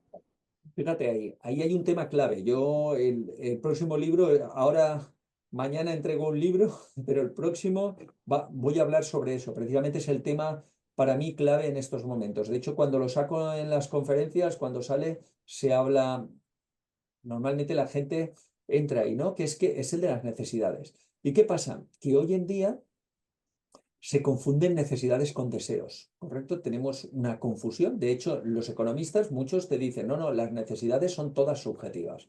Las necesidades dependen de lo que nosotros decidimos, de lo que nosotros pensamos o de nuestras opciones. Yo no estoy de acuerdo con eso. Hay algunas necesidades objetivas, ¿correcto? Hay algunas necesidades que no son subjetivas, son objetivas. La necesidad de alimentarse para vivir bien es una necesidad objetiva, la podemos objetivar. Necesitamos una serie de calorías ¿cómo se llama? Al día, necesitamos una serie de calorías al día y tenemos que cubrirlas y es totalmente objetivable y no necesitamos más. Y además, muchas necesidades son también limitadas porque necesitamos comer una cantidad y no necesitamos más. Esa cantidad diaria podemos vivir toda la vida con una determinada cantidad de vida. ¿Qué pasa? ¿Qué pasa? ¿Qué pasa aquí? Que confundimos necesidades con deseos. Y decimos, todos los deseos los convertimos en necesidades. Los economistas hablan en los libros de economía, ya no se habla de necesidades, se habla solo de deseos. Te ponen los libros de economía. La economía es la ciencia que te permite cubrir deseos ilimitados con unos recursos escasos. Claro, si los deseos son ilimitados, los recursos, aunque sean, van a ser escasos. Los recursos no son escasos, son limitados. Pero limitado no quiere decir escaso. Yo si tengo un huerto, tendré una producción limitada. pero eso quiere decir que es escasa, me puede sobrar y regalarlo a los amigos, puedo tener suficiente para mí y para regalarlo a los otros. ¿Me explico? Limitado no es escaso. Escaso, ¿por qué es escaso lo que tenemos en la Tierra? Porque si tengo que cubrir deseos ilimitados, claro que es escaso. No puedo cubrir cosas ilimitadas con bienes limitados. Eso no hace falta haber estudiado matemáticas para entenderlo, creo, lo sabemos, ¿no? Entonces, ¿qué pasa? Tenemos que ver. ¿Por qué? Porque hay unas necesidades básicas que son objetivables y luego la sociedad vamos generando nuevas necesidades. En la medida que vamos generando nuevas necesidades, y estoy hablando de necesidades sociales que sí que se generan, para cubrir lo mismo tienes que tener más ingresos. Yo el ejemplo así más fácil que pongo, que creo que es más fácilmente comprensible, es en la universidad. Yo cuando entré en la universidad necesitaba, para poder estudiar la carrera, menos cosas que lo que necesitan los chavales hoy cuando entran. Hoy cuando entran, además de todo lo que necesitaba yo para estudiar, necesitan tener wifi, necesitan tener un móvil, necesitan un portátil. ¿Me explico? Y eso hoy en día para ellos es una necesidad social. No van a poder estudiar la misma carrera que estudié yo si no tienen eso. Es decir, que sus padres necesitan tener más dinero simplemente para que lleguen al mismo nivel. Por lo tanto, tenemos que plantearnos, ¿es eso lo que queremos? ¿Que cada vez se necesite más dinero solo para tener la misma satisfacción, para poder estudiar una carrera? Entonces, ahí eso va en la línea de lo que tú dices. Y luego ya están todas las necesidades autogeneradas, la gente que se autogenera necesidades, y luego están eh, todas las pseudo necesidades, ¿no? Las cosas que no son necesidades, pero la gente las siente como necesidades, si quiere. Bueno, y ahí podríamos hablar largo y tendido. Vale. Otra pregunta de Josep que dice, los ingresos individuales no creo deban ser solo para satisfacer las necesidades propias, sino que deben cubrir también las necesidades familiares, actuales y futuras, tras el fallecimiento del mismo individuo. Es decir, acumular sirve para mantener el futuro bienestar de los descendientes. Sí, pero tendremos que ver la cuantía de acumular, ¿no? Cuando Jesús lo condena muchas veces, ¿no? Estás acumulando y te vas a ir mañana, ¿y para qué te sirve acumular? Cuando tú te concentras mucho en acumular, mucho en acumular, mucho en acumular, en hacer patrimonio, ¿no? Hay gente muy, muy clara, tengo que hacer patrimonio porque el patrimonio es la seguridad. ¿En qué están poniendo la seguridad? Pues como el joven rico, en el patrimonio. Claro, el joven rico, ¿qué le dice a Jesús? Le dice, oye, ¿qué tengo que hacer para entrar en el cielo? Y aquel le dice, pues mira, pórtate bien, ¿no? Cumple los mandamientos, etcétera. Y le dice, eso ya lo hago, eso ya lo hago. Yo todo lo que me has dicho lo hago, yo soy buena persona, yo lo hago. Le dice, vende lo que tienes y sígueme. Claro, y no vende, dice, no, no, pero si yo, lo más importante en mi vida ha sido el patrimonio, soy rico porque me he preocupado por el patrimonio, porque tengo que tener un patrimonio, porque tengo que asegurarme. Es decir, su seguridad no estaba en Jesús, estaba en el patrimonio. ¿Me explico? Entonces hay mucha gente que basa su seguridad no en Jesús, porque si basamos en Jesús, en nuestra seguridad en Dios, es que confiamos en Él. Y si confiamos en Él, eh, no tenemos que asegurarnos, no tenemos que asegurarnos con dinero, con bienes, con acumulación, porque confiamos en Él. Tendremos que ganar lo suficiente para vivir y ganar lo suficiente para vivir y para ahorrar algo, como nos dice en la Rerum Novarum, León XIII, correcto, hay que ganar lo suficiente para vivir y para tener unos pequeños ahorros que nos permitan ¿qué? Que nos permitan hacer alguna inversión, que los hijos puedan ir a estudiar en algún momento si lo necesitan, que si tenemos alguna emergencia cubrirla, pero habla siempre de un ahorro moderado, ¿correcto? León XIII cuando habla dice, y luego en la 40º año lo mismo, habla de un modelo, de un ahorro moderado, de ganar y tener la posibilidad de tener unos ahorros que me permitan cubrir esos agujeros que pueden surgir, esas emergencias, etcétera, pero nunca de acumular, nunca de acumular. ¿Por qué? Porque cuando yo acumulo y cuando mi obsesión es el patrimonio, mi seguridad está en el patrimonio. Y cuando mi seguridad está en el patrimonio, no está en Dios. ¿Me explico? No está en Dios. Porque la seguridad en Dios, ¿qué es? Que me dejo llevar, ¿no? Que me dejo eh, tocar por Él, ¿no? Y que además amo la incertidumbre o lo que tradicionalmente se ha llamado la providencia. Porque Dios, ¿dónde está? ¿En el patrimonio? No. Dios no se nos va a mostrar en nuestro patrimonio, se nos va a mostrar en la providencia. Y la providencia es aquello que no sabemos lo que es, que llega y que nosotros la confianza en Él nos hace llegar. Por lo tanto, es cierto que hay que ahorrar. Yo no hablaría de acumular, que hay que ahorrar y por lo tanto nuestro salario nos tiene que permitir tener unos ahorros.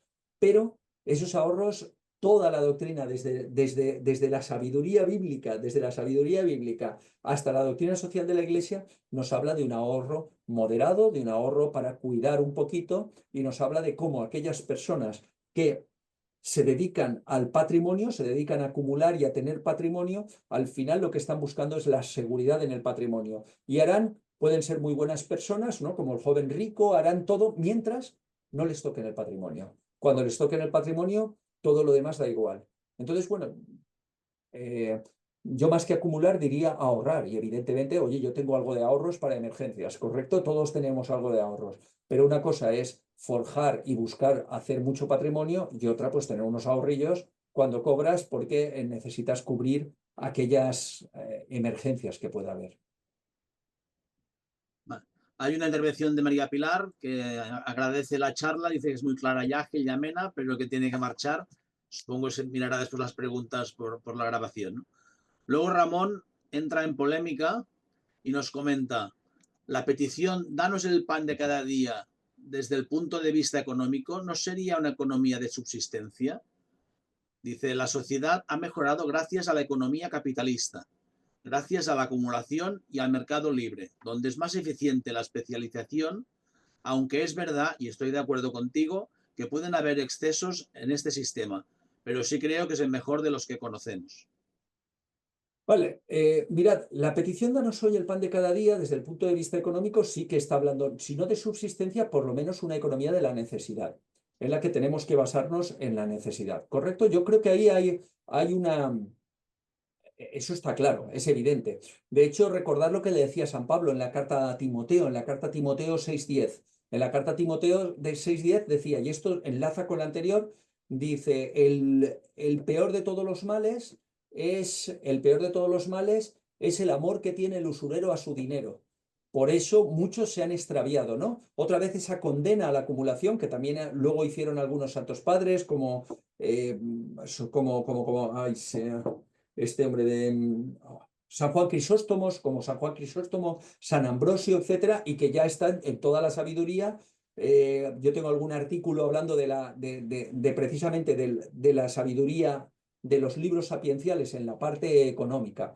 Entonces, claro, cuando dice, gracias a la economía capitalista, a la acumulación y al mercado libre, donde es más eficiente, bueno, lo que hemos conseguido es que tenemos una sociedad que produce que hemos tenido un incremento impresionante del Producto Interior Bruto y tenemos un Producto Interior Bruto mundial que es el más alto de toda la historia y además eso ha sido gracias a la economía capitalista. Entonces, si uno está en la concepción economicista y dice lo mejor para una sociedad es que produzcamos mucho. Cuanto más produzcamos, mejor. La producción tiene que aumentar. Entonces uno dice, pues sí, lo mejor es esto, el capitalismo es a lo que nos ha llevado a un crecimiento económico impresionante, exponencial, ¿correcto? Y que sigue ese crecimiento. Si uno piensa que eso es lo más importante y que eso es el mejor de los mundos que conocemos, pues yo creo que tiene toda la razón del mundo. Estamos en el mejor de los mundos que se conocen, ¿correcto? Porque tenemos un Producto Interior Bruto mundial más elevado que nunca en la historia de la humanidad, ¿correcto? Ahora, si lo que vemos es, pues, por ejemplo, las desigualdades que hay entre los más ricos y los más pobres, ya la cosa ya no es tan clara, ¿correcto? Ya no es tan clara, ya hay dudas, ¿no? El otro día salían las cifras del Banco Mundial de los 4.000 millones de personas que todavía viven, y esto no ha decrecido, sino que ha aumentado en los últimos 30 años, que todavía viven con menos de 200 euros al mes, ¿vale? Con menos de 200 euros. Todavía tenemos más de 4.000 millones de personas. Es decir, que ese crecimiento acumulado no llega a todos. Y una de las pruebas de que no llega a todos es que hay un cierto descontento, ¿no? Parece que no, que hay gente que no está contento con cómo va la sociedad, no solo por el alto, elevado número de gente que tiene, que, bueno, pues que desgraciadamente toma productos químicos para la ansiedad, para la depresión, etcétera, y cómo va aumentando, ¿no? Porque le dicen, en el mejor de los mundos posibles, pero ellos no lo ven, que está en el mejor. No solo por eso, no solo porque el crecimiento que tenemos exponencial es imposible mantenerlo hasta el resto de la existencia. ¿Por qué? Porque cuando crecemos a un 3% anual, la producción se duplica en 25 años aproximadamente, ¿vale? Cuando crecemos a un 3% anual. Si seguimos creciendo a un 3%, eso quiere decir que dentro de 25 años produciríamos el doble de lo que producimos ahora. Dentro de 50 produciríamos 4 veces lo que producimos ahora. Dentro de 75 produciríamos 8 veces lo que producimos ahora.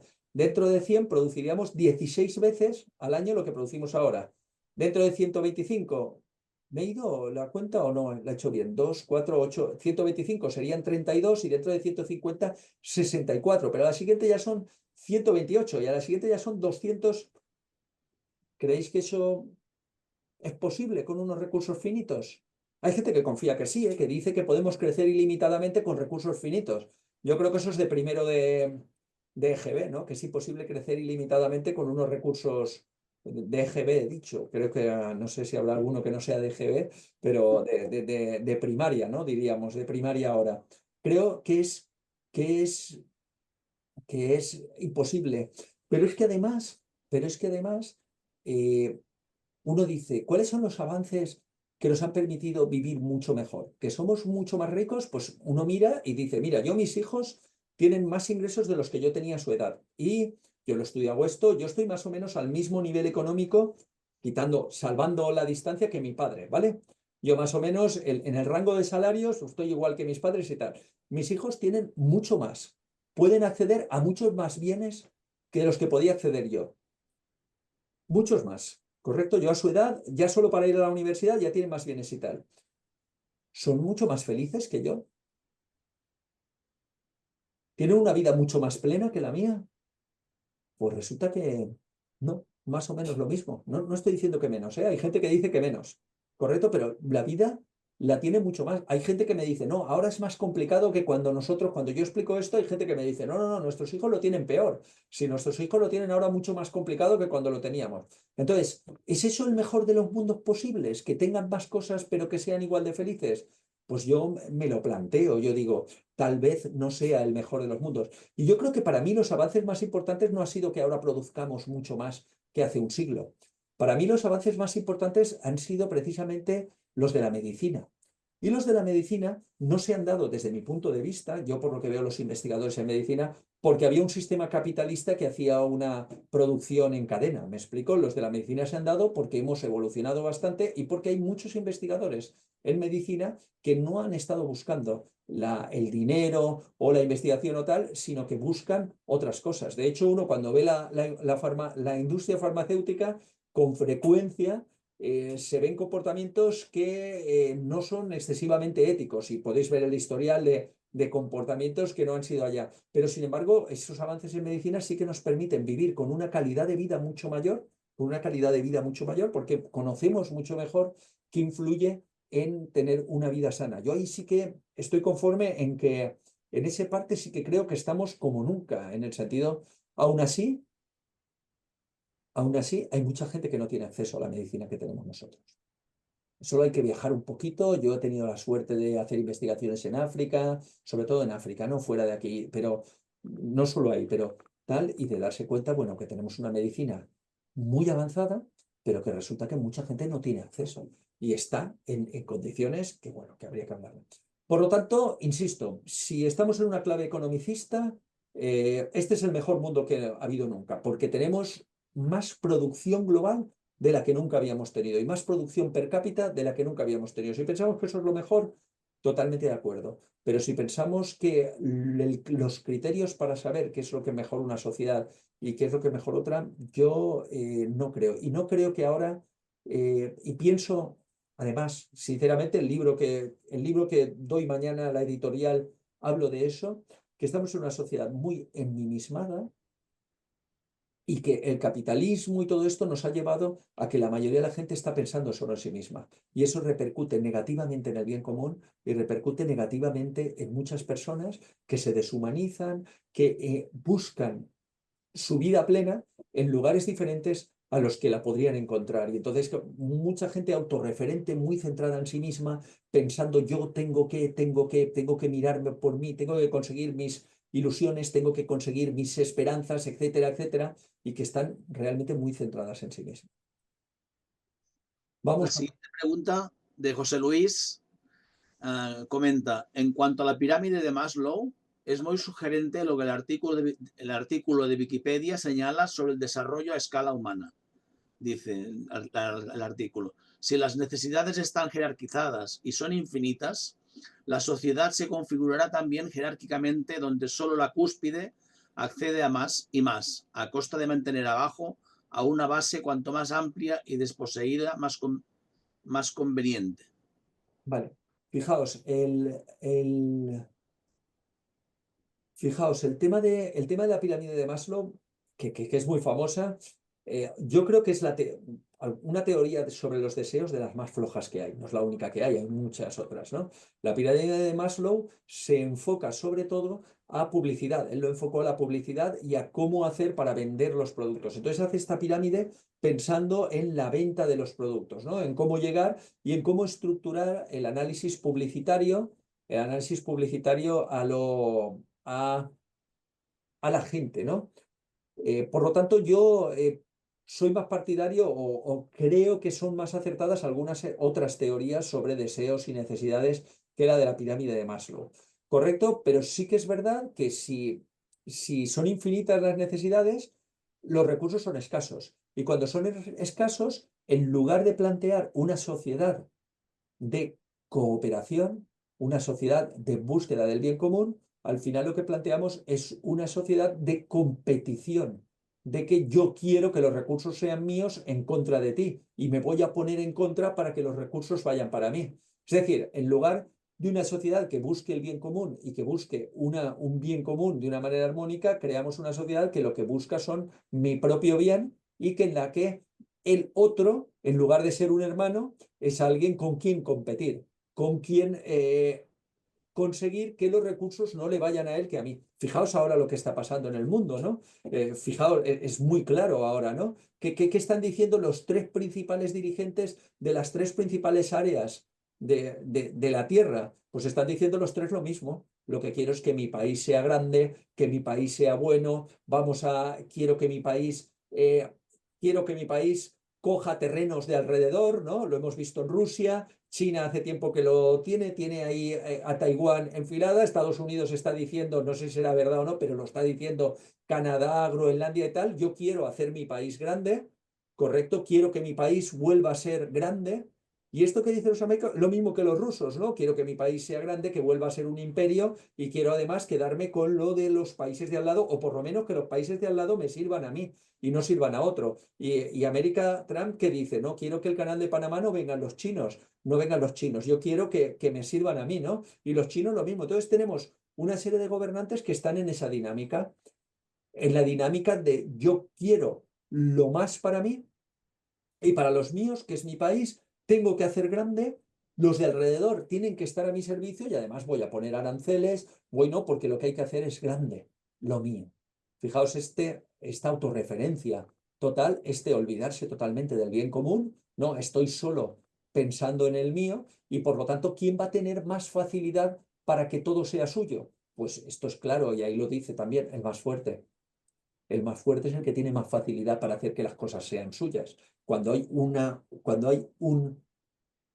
estructura competitiva, al final, ¿quién se lleva el gato al agua? El que tiene más fuerza, el que tiene más poder, ¿no? Por eso aparecen los lobbies, ¿no? En las estructuras competitivas de gobierno, donde aparecen los grupos de presión que hace la gente poner ahí, porque si mi grupo de presión es más grande que el otro, en esa idea que tienen algunos de que el bien común no existe, porque hay gente, nosotros como cristianos en la doctrina social de la Iglesia sí que creemos en el bien común y pensamos que existe. Ya habéis tenido una conferencia sobre eso. Pero hay gente que piensa que el bien común no existe, que los bienes son bienes individuales, son intereses individuales y que por lo tanto lo que tenemos que hacer es ponerlos a competir entre sí y ver quién se lleva el gato al agua. Entonces, claro, ¿qué tengo que hacer? Grupos de presión para que vengan al mío. Y al final, ¿quién va a conseguir más fácilmente en esos recursos escasos cubrir sus deseos? Pues los más fuertes. Esto es, es claro y evidente, ¿no? Yo creo que es fácil de comprobar en la historia y que es fácil de comprobar en estos momentos, ¿no? Además, con esa alianza fuerte entre gente con dinero, ¿no? Gente con dinero y gobierno, que en Estados Unidos no es la primera vez que se ve. Quiero decir que esto es una cosa que en la democracia estadounidense ha sido muy habitual, ¿no? Lo que hemos visto de Elon Musk y demás, los ricos del país que se pongan con el gobierno no es la primera vez, ¿no? De hecho, el mismo Trump habla muchas veces de McKinley, ¿no? El presidente que tuvieron a finales del siglo pasado como ejemplo para él, ¿no? Y McKinley en su momento pues se coaligó, igual que luego más tarde, a principios del siglo, con Rockefeller, con Morgan, etcétera. Esto es una cosa que ha sucedido en otros momentos. Ramón comenta un detalle del Evangelio y dice, es interesante porque Jesús al joven rico le dice, vende tu patrimonio, no darlo. Bueno, pero si veis el texto que pone abajo, sí que dice, vende lo que tienes y dalo a los pobres, ¿correcto? Es decir, que no está diciendo que de alguna manera esto ya es, quiero decir, según como lo veamos, al final te dice, véndelo y dalo a los pobres. Yo he dicho que lo daba por ahorrar espacio, ¿correcto? Lo que pone está claro. Quiero decir que no creo que haya más. José Luis comenta, el desarrollo a escala humana desafía la idea de la economía clásica, de que las necesidades humanas son infinitas. Plantea la diferencia entre necesidades y satisfactores, que son los medios para satisfacerlas. Estos varían de acuerdo con la persona y en cada cultura. Y da un link de Wikipedia. Sí, esto, vamos a ver, el desarrollo a escala humana es una cosa que hizo este hombre, a ver si me sale el nombre, este economista chileno. Espera, os lo digo, que lo tengo aquí. Un momentito, os digo el nombre del economista chileno, que ahora no me sale. Tranquilo. Te saldrá mojado, está en el agua. No, tranquilo, lo tengo aquí. Perdonad, es que como ya os digo que estoy trabajando este tema justamente ahora, pero no me sale el nombre. Manfred Max Neef, ¿vale? Es una teoría que saca Manfred Max Neef con Meadows también, que es el de los límites del crecimiento en su momento, y sí que plantea esa idea, o desafía. Yo no creo que las necesidades sean ilimitadas, yo creo que las necesidades no son ilimitadas. Nosotros tenemos unas necesidades limitadas. Lo que son ilimitados son los deseos, ¿correcto? Son los deseos. Y bueno, Max Neef diferencia, como pone ahí, entre necesidades y satisfactores. Y dice, hay una necesidad y luego hay un satisfactor. Por lo tanto, yo no es de las que más me convence tampoco, he de confesar, ¿no? Yo creo que esto de diferenciar entre necesidades y satisfactores puede tener una utilidad, pero complica muchísimo, muchísimo la cosa, porque entonces estamos diferenciando qué es lo que diferenciando una serie de bienes con una serie de necesidades. Y él ahí mezcla necesidades, igual que hace Maslow, necesidades que son económicas y necesidades que no son económicas. Es decir, la necesidad de reconocimiento, de amor, no es una necesidad económica, no es una necesidad, es una necesidad personal, ¿no? Pero no se cubre con bienes y servicios económicos. No, yo no tengo que hacer una actividad económica para que me reconozcan para cubrir mi necesidad de reconocimiento. Y si tengo que hacer una actividad económica para cubrir mi necesidad de reconocimiento, mal asunto, lo desenfocamos.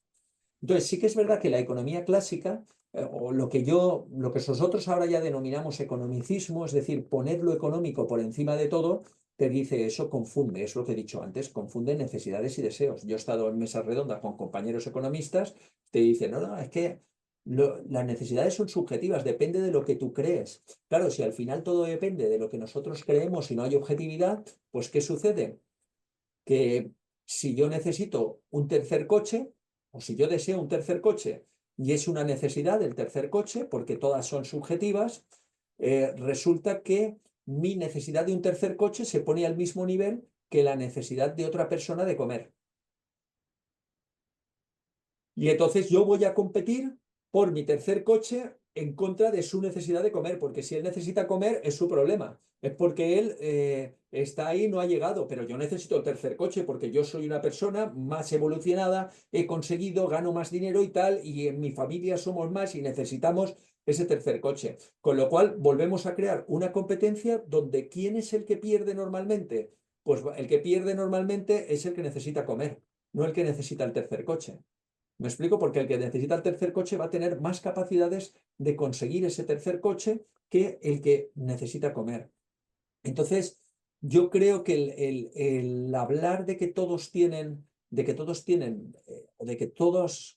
son necesidades, y que las necesidades son ilimitadas y que los deseos son las necesidades, que las necesidades son subjetivas, al final acaba perjudicando a los más desfavorecidos, porque crea una competición que siempre se va a decantar hacia hacia los que más tienen. De hecho, fijaos cómo es esto. Esto está tan extendido, que en 2024 hubo una felicitación navideña, hubo un partido político, no, felicitación navideña, no, felicitación de nuevo año de un partido político español que decía que todos tus buenos, decía feliz 2024, y ponía que todos tus buenos deseos se conviertan en derechos. Que todos tus buenos derechos se conviertan en derechos. Fijaos la cuestión, ¿no? Ya dónde llega. Los buenos deseos, si tú tienes un buen deseo, lo vas a necesitar porque el deseo equivale a la necesidad y por lo tanto, si es una necesidad, queremos que se convierta en un derecho para que tú puedas exigir tener eso. Si es un buen deseo, ¿por qué no vas a poder exigir tenerlo? Y claro, todo esto la implicación que tiene en el peso del sector público, ¿no? Cuando confundimos deseos y necesidades y no separamos, ¿qué pasa? Que al final todos son necesidades o todos son deseos, me da igual porque se confunde, pero si todos son necesidades, esas necesidades puedo exigir que se convierta en derecho. Y cuando se convierte en derecho, ¿qué tenemos que hacer? Un Estado más grande y un Estado que además atienda cada vez más derechos. Con lo cual, ¿qué es más fácil? ¿Que atienda el derecho del último, que tiene más posibilidades, etcétera? ¿O el derecho del que no puede comer, el que está mal? Pues al final se acaban atendiendo más porque hay competencia ahí, ¿no? Entonces, claro, toda esta idea de la economía clásica que se ha generalizado y se ha instalado tanto en nuestra sociedad, no solo en la gente que defiende la economía clásica, sino en los que están en el otro espectro ideológico, lo que está produciendo es que al final estemos creando sociedades que perjudican precisamente a aquellos que son los más desfavorecidos, ¿no? Aquellos que nuestra fe nos dice la opción preferencial por el más desfavorecido, ¿no? Que la doctrina social de la Iglesia nos llama a estar con ellos, ¿no? Con los que sufren, con los que están peor, etcétera. Entonces, claro, es muy complicado. Desde mi punto de vista, tenemos que hacer ahí una labor muy importante para ver que no todos son necesidades, que no todos son necesidades y que no todo lo que queremos, deseamos o necesitamos está al mismo nivel. Hay unas necesidades que son más urgentes y que necesitaremos un Estado que intente garantizarlos, que necesitaremos un Estado pequeño, pequeño, no grande, pequeño, para que garantice esas. Y hay otras que están bien, que son buenos deseos, pero que no tenemos por qué garantizárselos a nadie. Que cada uno pues que los cumpla si quiere y tal, y tampoco tenemos que impedirlo, ¿correcto? No estoy hablando de impedir nada, sino de dejar en libertad y decir, vale, tú tienes un buen deseo, muy bien, adelante. No te impedimos, pero no es un derecho. No me obligues a mí a cubrir tus, tus, tus deseos, que son necesidades, porque tú crees que es una necesidad. Por lo tanto, yo pienso que esta idea de la economía, del economicismo, de la economía predominante, de que al final mis necesidades las marco yo y es según cómo yo vivo, lo que cojo yo, pues lo que está haciendo es que, bueno, pues que al final salga peor parado los que sí que tienen necesidades verdaderas, ¿no? Y necesidades perentorias y que al final nos entretengamos en utilizar el dinero de todos, en crear nuevos derechos, etcétera, para cosas que están bien o no están bien. Vamos a pensar que están bien, ¿no? Que están bien, pero que no tienen por qué ser un derecho, ¿no? A mí puede gustarme ir al cine, ¿correcto? Y ir al cine no está mal, ¿verdad? No es malo ir al cine, pero eso es un derecho.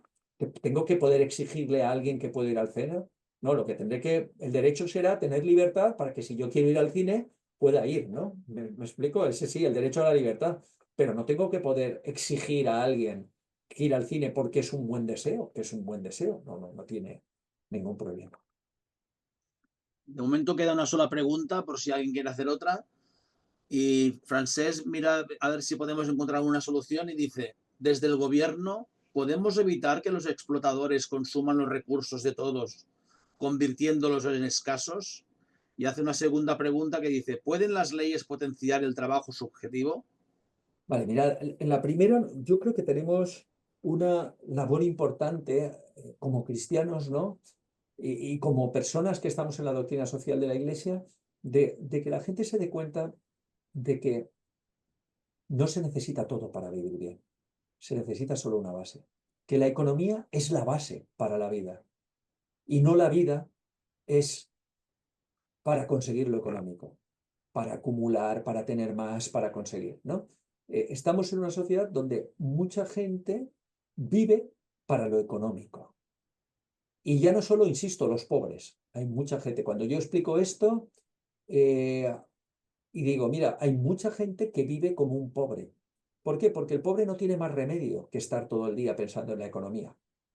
Pero hay muchos que cobran mucho y mucho más de lo que necesitan en toda su vida y siguen viviendo como si fueran pobres, preocupados todo el día con lo económico, lo económico, lo económico y mi vida tiene que estar ahí. Entonces, primero es eso, ¿no? Porque además eso es una de las desgracias del pobre y que haya gente que voluntariamente viva como si fueran pobres, creo que no es el camino, ¿correcto? Entonces yo creo que por ahí hay una cosa, es ¿qué necesitamos? ¿Qué necesitamos? Y por lo tanto, sí, ¿qué necesitamos? ¿Para qué queremos la economía?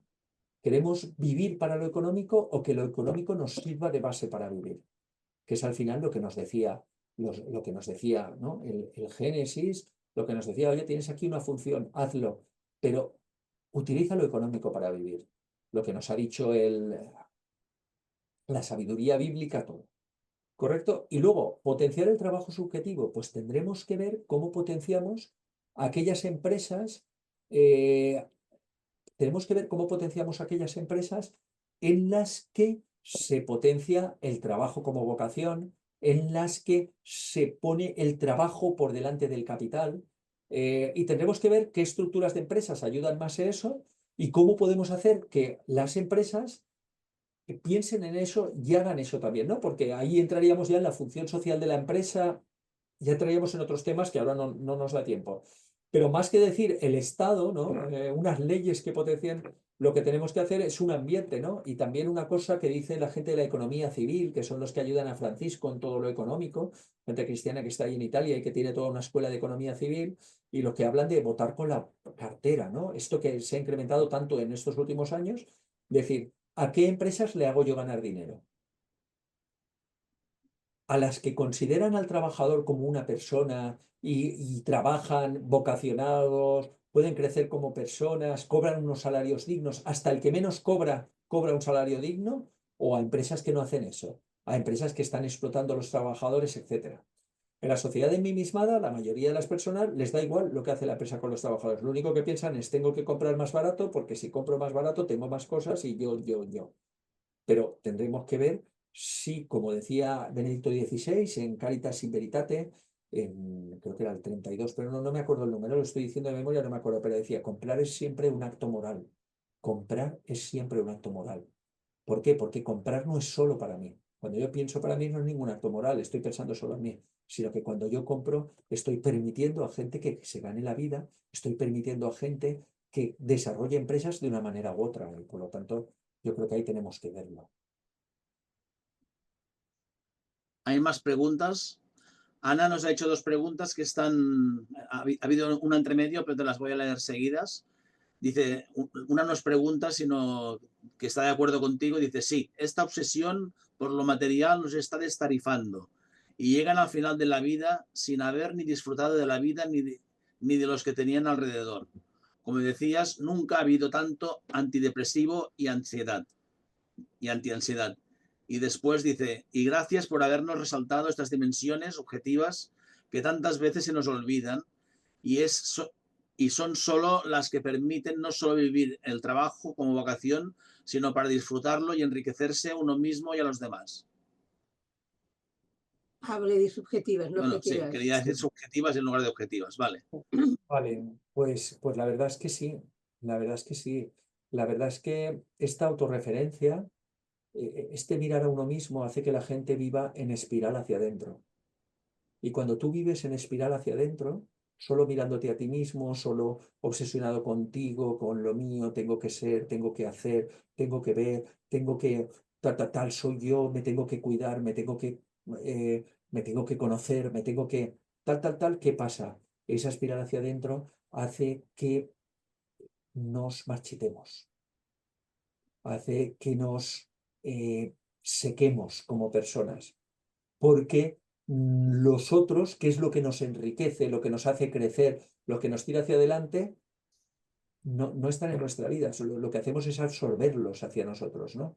Entonces, claro, eso incluye lo económico, como dices ahí, y incluye otros muchos aspectos, otros muchos aspectos. Entonces, estamos en una sociedad de gente que se marchita, y que al final vive angustiada. Mucha más gente de la que creemos. Y en lugar de disfrutar de las cosas pequeñas de la vida, del contacto con la familia, de vivir una vida en la que se presta a los demás y tal. Pongo un ejemplo. Yo recuerdo una amiga que su madre que le decía a su madre, no sé cómo puedes haber sido feliz en la vida y cómo puedes haber estado a gusto si tú no has trabajado nunca. Y la madre le decía, yo he trabajado con vosotros, yo he sido ama de casa, he trabajado con vosotros y he estado muy bien. Y la hija no lo podía comprender. Ahora ya lo comprende, ¿eh? Porque lo sé porque se ha hablado, pero no lo comprendía, porque decía, ¿cómo se puede ser feliz si no se trabaja para otro? Si no sacas, tienes un salario y puedes... Y entonces no se daba cuenta que ese vivir con, desde, con, por y para los demás, para la familia, estar ahí, estar atento a los demás, intentar hacerlo bien y tal, ese te da un sentido a la vida y además te hace crecer porque la convivencia con el otro, pues no hemos aprendido con los hijos, ¿no? Con un hijo se aprende, con una mascota no. Hoy en día la gente coge mascotas que son menos comprometidas, ¿no? Porque yo lo controlo todo. Con el hijo no lo controlamos todo. Nos sorprenden nuestros hijos, ¿verdad? Y a veces hasta nos sacan alguna parte de nosotros que no es demasiado buena, que no las hacemos, cuando que descubrimos, ¿no? Cuando nos sacan de las casillas, ¿no? A veces nos sacan de las casillas, o por lo menos a mí, y yo no salgo habitualmente de mis casillas, solo me ha pasado con los niños, porque de repente dices, pues yo también me puede pasar eso, ¿no? Todo esto quiero decir que creo que es importante. Isabel hace la pregunta al millón y dice, ¿cómo afrontar la desmotivación ante la clase política? Vale, mira, tenemos una clase política que es como la sociedad, ¿correcto? Tenemos una clase política que es lo mismo que la sociedad. Tenemos una sociedad autorreferente, una sociedad ensimismada que solo se mira a sí misma, y tenemos una clase política que solo se mira a sí misma. Entonces, es normal. Si nosotros, la mayoría de la sociedad, quisiera mirar por el bien común, saldrían políticos que mirasen por el bien común. Pero como la mayoría de la sociedad lo único que está preocupada es en cumplir sus objetivos, en ganar mucho dinero, en preocuparse por su patrimonio, en cubrir sus sueños, en hacer lo suyo, hasta a veces hay corrientes, sabéis que el neopentecostalismo,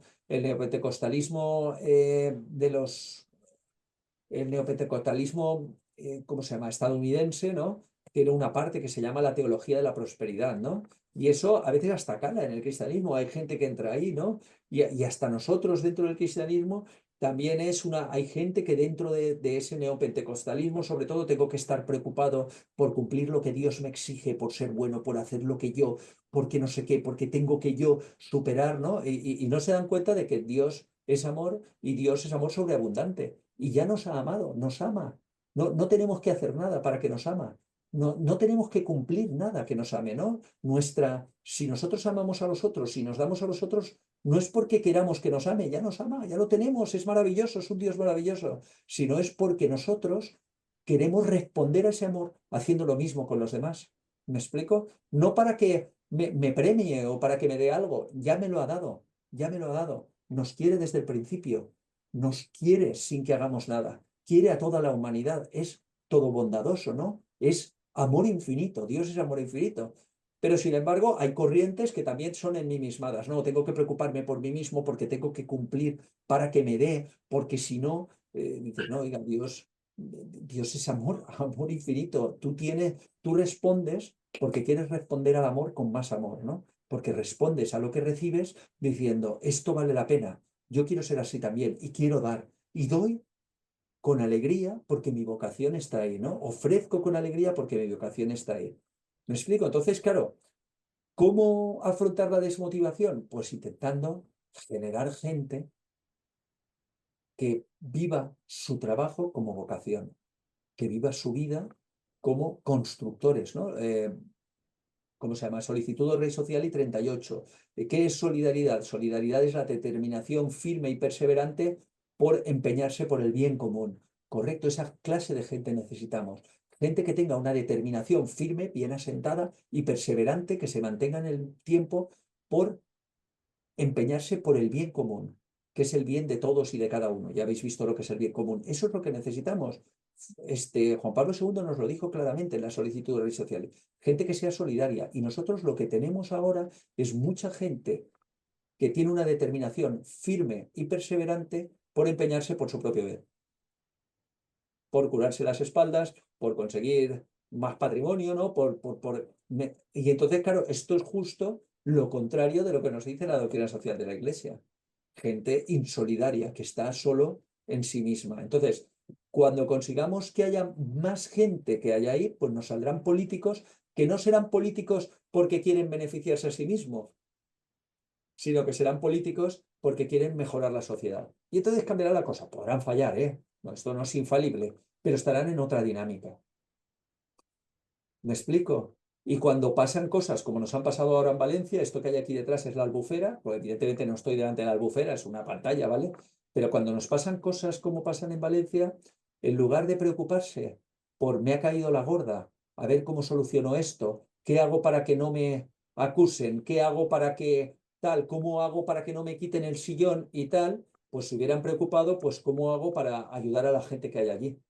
Cosa que no sabemos si realmente lo llegaron a pensar. Tenemos dudas razonables de que esa fuera una verdadera preocupación de las personas que nos dirigían. Dudas razonables, ¿eh? A lo mejor sí, pero por lo que yo he visto aquí en Consellería, hablando con gente, lo que conozco, mi experiencia propia, que ese día, mientras ya se estaba inundando Paiporta, yo estaba con la vicepresidenta del gobierno valenciano y con un conseller y no se habían enterado de nada, no tenían ni idea de nada. Yo estaba con ellos. Hoy está hablando y a las 6:20 empezó a salirse el barranco en Paiporta, a las 6:20 de la tarde. Yo estuve con ellos hasta las 7:15, ¿vale? Y estaban en un evento que estábamos allí, porque como no sabíamos nada, estábamos en un evento, ¿me explico? Entonces yo creo que esa cuestión es importante, ¿no? Construir esa sociedad vocacionada y esa sociedad de personas que piensen, que tengan esa determinación firme y perseverante por apostar por el bien común. Una pregunta muy práctica de Ramón que nos comenta, ¿cuál libro sapiencial bíblico recomendarías para empezar a leer relacionado con aspectos económicos? Bueno, pues relacionados con aspectos económicos, tenéis el Proverbios, es muy bonito, ¿vale? Proverbios, si quieres económicos, el que más tiene es Proverbios. Yo en el artículo que utilicé, el que más, no es el único, pero el que más tiene. Y Proverbios, bueno, pues al final es un género literario de la sabiduría tradicional.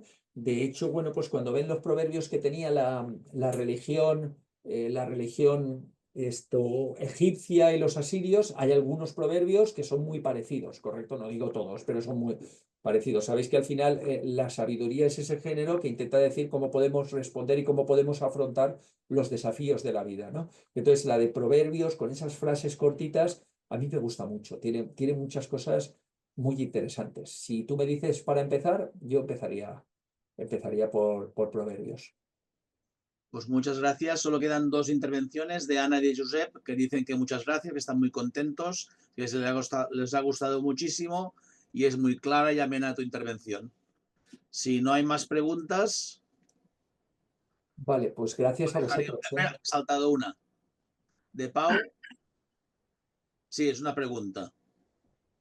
A ver. La leo, si es tarde, pero Sí, bueno. sí, puedes.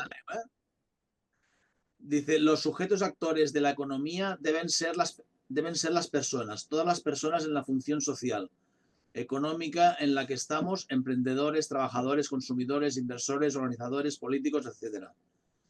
Como no podemos cambiar todo a la vez, hay que cambiar diferentes aspectos paso a paso. Por ejemplo, para conseguir fomentar empresas y sociedades económicas. Fíjate, Pau, a mí me ha gustado. Aquí estaba acabando. Lo que quería decir es que, por ejemplo, conectando lo que ha dicho hace un rato, por ejemplo, lo que debería hacerse en las bolsas, la información económica debía ser económica social, a fin de explicar, por ejemplo, cada empresa no solo digamos sus resultados económicos de beneficios y dividendos, etcétera, etcétera, sino también los beneficios sociales, los dividendos sociales que produce en la sociedad, a fin de fomentar de que los inversores que tienen una finalidad social inviertan en esas empresas y de esta forma provocar que en el mercado se vaya también transformando en una economía social realmente de mercado, ¿no? Sí, de hecho, totalmente de acuerdo. De hecho, eso además nos permitiría ser más libres. Es decir, en la medida que tendríamos más información, podríamos elegir con más motivos y podríamos elegir varios motivos para orientar nuestras inversiones. Claro, porque ahora estamos muy atados, no sabemos esa información. Entonces, si yo quiero orientar mi consumo de una manera responsable y quiero orientar mi consumo hacia empresas que trabajen de una manera, resulta que no soy libre, porque como no tengo información, no puedo hacerlo. Entonces mi libertad está coartada. Así que de acuerdo totalmente en que esa mayor información incrementaría la libertad de las personas que podrían escoger distintos criterios para elegir a quién le compran. ¿Correcto? Pero de todas maneras estamos en una sociedad que la libertad ha bajado, la libertad económica ha disminuido, ¿no? Las nuevas tecnologías y los últimos años tenemos mucha menos libertad económica que teníamos hace unos ciertos años, porque hay como un doble rasero. Por un lado, queremos incrementar la libertad económica y tal, pero por otro lado, como las empresas se hacen más grandes y más grandes, cada vez tenemos menos empresas y entramos en oligopolios o en monopolios. No en todos los sectores, pero en muchos, ¿correcto? Con lo cual nuestra libertad a la hora de elegir se ha reducido muchísimo, ¿no?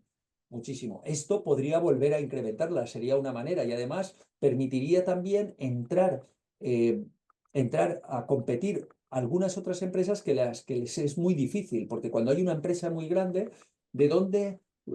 Hay gente que te dice, las empresas grandes ganan porque son más eficientes, pero no necesariamente. Muchas veces consiguen tener precios más bajos, no porque sean más eficientes, sino porque los beneficios los obtienen por tamaño, no por margen. Entonces, cuando tú obtienes el beneficio por tamaño, puedes bajar el margen de beneficios y venderlo más barato, porque como vendes más, consigues los mismos beneficios simplemente porque vendes más cantidad. ¿Correcto? ¿Eso es más eficiente? Pues no tiene por qué. A lo mejor está saliéndole más caro producir que una empresa más pequeña, pero puede poner el precio más bajo por tamaño. Cuando alguien piensa, yo solo pienso en mí mismo, por lo tanto me voy a lo más barato. Me da igual lo demás. Cuando alguien no aplica esto de Benedicto XVI, de comprar es siempre un acto moral, pues me voy al más barato. Si es el más grande, da igual. Pero cuando hacemos eso, cada vez hay menos competencia porque tenemos que recurrir todos al mismo, en lugar de tener más capacidades de elección. ¿Me explico? Por lo tanto, totalmente de acuerdo contigo. Pues muchas gracias, Pau. Yo creo que Pau ha iniciado el tema del mes que viene. Por tanto, os invito a seguir el mes que viene con la siguiente sesión. El mes que viene será el día 27 de marzo, que hablaremos de vida económica, en que se va a hablar de esto y de más cosas, creo yo, supongo, ¿no? Pues ya si no hay más preguntas, muchas gracias a todos y nos vemos el mes que viene y enviad el vídeo a mucha gente.